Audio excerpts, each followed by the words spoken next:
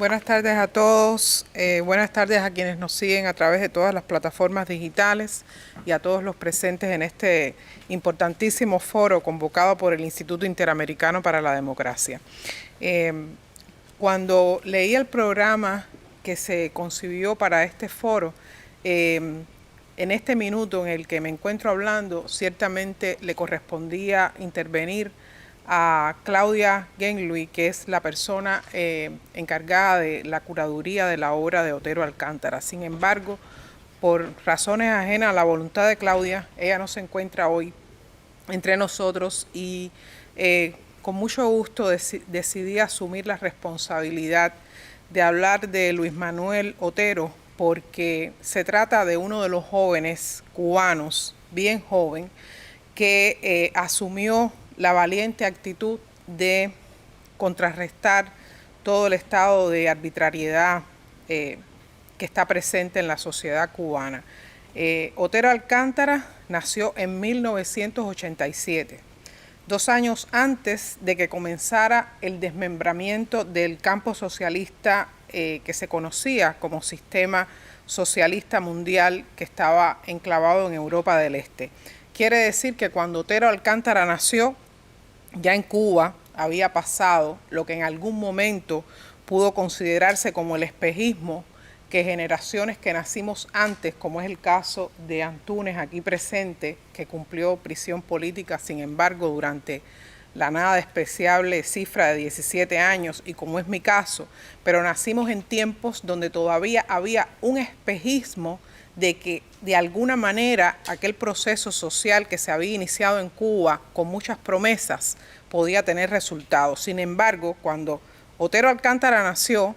ya el socialismo mundial estaba abocado al fracaso. Quiere decir que él pertenece a una generación donde ni siquiera pudieron compartir esos sueños aunque fueran falsos. Es un joven mestizo, quienes han visto sus fotos pueden haberlo visto,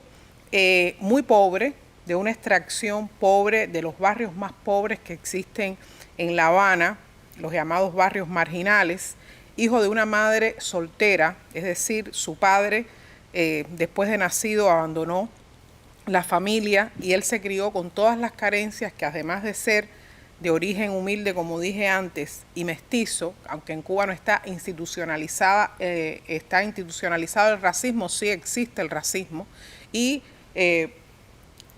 aquí presente Antúnez y yo lo podemos corroborar. Antúnez es negro, lo decimos así con esa claridad porque en Cuba no tenemos ningún tipo de objeción para decirlo. Yo soy mestiza, igual lo asumo con la naturalidad que corresponde, y sabemos que no somos precisamente de los estratos sociales más favorecidos en Cuba. Todo lo demás que se dice es parte de la propaganda. Entonces, Otero Alcántara, con estas características, decidió convertirse en un joven contestatario. Creció sin ningún tipo de privilegio, creció sin ningún tipo de esperanza en nada, porque ya el sistema había fracasado y en Cuba aún más estaba condenado al fracaso. Y sin embargo, decidió que su oposición al régimen, él iba a decidir hacerla desde la postura de algo que empíricamente siempre le llamó la atención, que es el arte. Esta actitud de oponerse al régimen cubano a través del arte ni es exclusiva de los jóvenes cubanos, ni es exclusiva de Otero Alcántara. Todos sabemos que a través de la historia, los movimientos artísticos más importantes que han surgido casi siempre son en respuesta a momentos cruciales de la historia de la humanidad. Pero en este caso que estamos hablando de Otero Alcántara, es uno de los jóvenes cubanos pertenecientes al movimiento San Isidro, como sabemos, que lleva el nombre del barrio de donde él es, y han decidido a través del arte, diferentes manifestaciones del arte, la música, la plástica, en el caso de él, más que todo es un artista visual, enfrentarse. Él es un ejemplo, como lo es también Michael Castillo, el que le llama Oxorbo, y yo me voy a detener un momento aquí a explicar qué significa esta palabra, porque no todo el mundo tiene por qué saber por qué este joven escogió este sobrenombre para identificarse. En el argot o el lenguaje que utilizan las personas que practican los cultos afrocubanos, en nuestro país, en Cuba, la palabra osorbo, que es de este dialecto, de estos cultos que explicaba, significa mala suerte, significa fatalidad, significa maleficio. Entonces es la explicación de por qué un joven que decide oponerse al gobierno desde una postura del arte asume este sobrenombre, simple y sencillamente porque son gente que han crecido sin esperanza, sin saber qué cosa es nada que parezca tener un beneficio de algún tipo en una sociedad, ya sea que hayan decidido estudiar o ya sean que hayan decidido prepararse, pero viven en una circunstancia que no les permite salir de ahí. Ese es el espíritu con que han crecido y se han desarrollado la mayoría de los jóvenes cubanos que nacieron cuando ya en Cuba la esperanza hacía mucho tiempo se había perdido.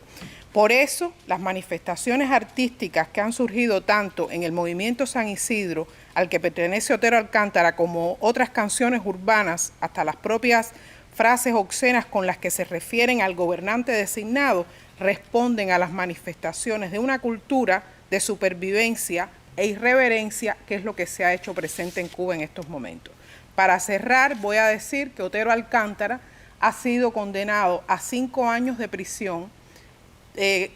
señalado de delito de desacato y ultraje a los símbolos patrios. Le han ofrecido como alternativa a no cumplir la condena el exilio, pero él se niega y prefiere cumplir cárcel. Por eso, por su actitud y toda su trayectoria, consideré que era importante no dejar de traer su caso el día de hoy a este foro. Muchas gracias.